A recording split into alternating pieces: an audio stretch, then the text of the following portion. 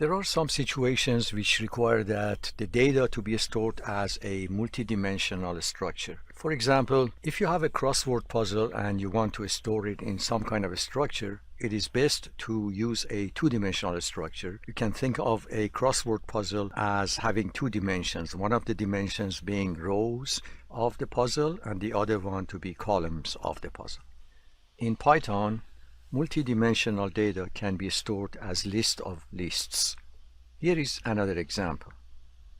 Consider a course that you are teaching and you would like to keep the test scores for students. Assume that each student takes 3 tests.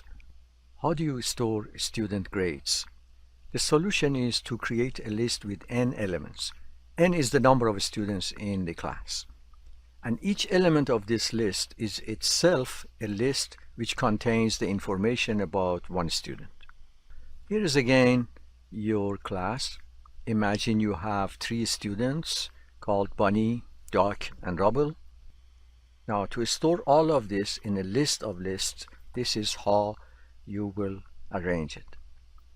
Notice that here I have a list which has 3 elements. Each element of the list itself is another list. Consider the first student. There are 4 data elements to be stored for this student: the name of the student and 3 scores for the 3 tests. I convert those data into a list, and that would be the first element of my big list. The next student also has 4 data points. That would be the second element of my list. And the last student also has 4 data points to be stored, and that would be a list. Notice that the list, which is called my course, has 3 elements, and each element of it itself is another list. How do you refer to elements of a multidimensional list? To refer to an element in a multidimensional list, you use multiple brackets. The first bracket on the left refers to the outer list, the next bracket refers to the next inner one, and so on. Consider the student scores for the class. Now if I print my course, open bracket 1, close bracket, and then open bracket 2, close bracket, let's see what will be printed. The answer, of course, is 96. The way you get to this number is, think about it, when you say my course and then you have an index of 1 in front of it, it goes and finds the element with the index of 1 in my course. Your list has 3 elements. The first element of it, which is Bunny and 90 and 87 and 95, has the index of 0. So the index of 1 belongs to the element which has Duck and 78 and 96 and 89. And then out of that list, you are going to select the element with the index of 2 so that you will get 96. You can think of this statement as if you first assign the first part of these multiple bracket statement to a variable, and then you assign the second bracket to that variable. For example, here, first I'm going to take the first index of my course, which is this part, and then which comes here, and I assign this to x. Then I bring the x here, and then take the second index and bring it here. And in that case, then you see that z is actually equivalent of saying my course index 1 and then again index 2. Now let me show you an example of creating a multidimensional list and accessing multidimensional list elements in Python environment. Here I'm creating a multidimensional list, which is the same as I showed you in the slides. Let me run this program, and as you can see, Python is printing this list, and it is a list of 3 elements when each element is a list by itself. Next, I'm going to access one of the elements of this list. Let's say I will say x is equal to my course element 1 and then print x. As you can guess, the value of x would be a list because that is the element with the index of 1 in my list, which would be this element. Out of x, which itself is the index 1 of my course, let me extract another element. So let's say y is element 2 of x and then print the y value. And so I run it and you see that this is my x and element 2 of my x is this one. Now rather than doing this in 2 steps, I could have done it like z is equal to my course and then element 1 and then element 2. And you can see that z is also 96. So rather than extracting one element from my course and then from the extracted version extracting another element, I can do both of them at the same time. Now let's put element 2 and 0 here and delete all these other extra lines here. Now can you guess what is the result? If you said Rob, then you are correct.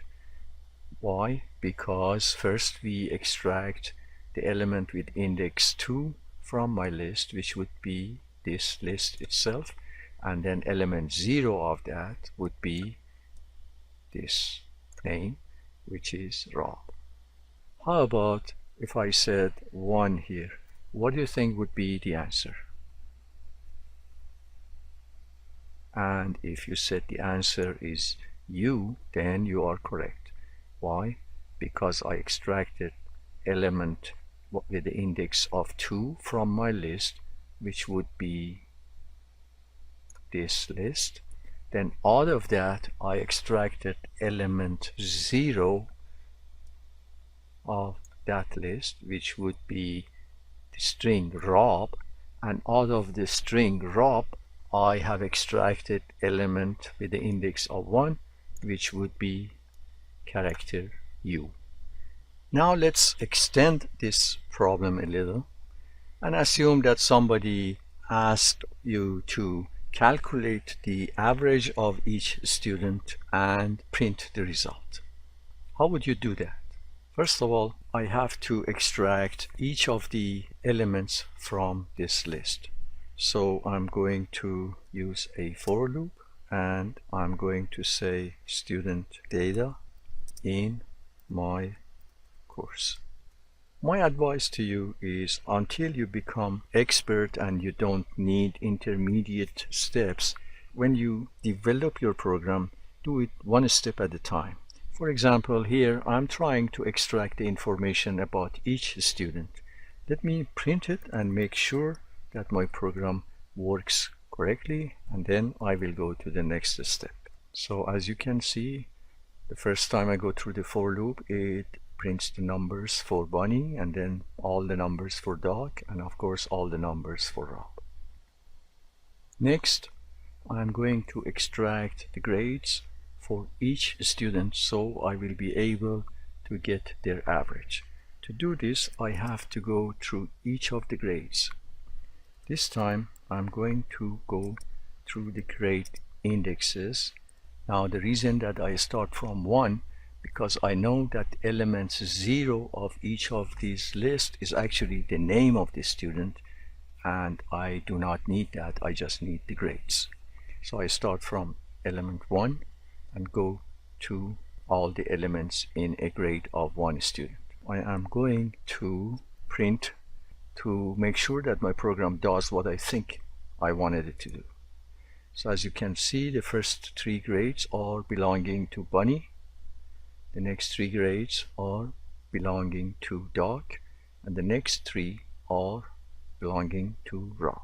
So up to this point I have extracted the grades each time. Now what I have to do is to prepare myself to add these grades as a total. So what I'm going to do is have a variable called total grade here, put it equal to 0, and every time that I get student grade, I will add that to total grade.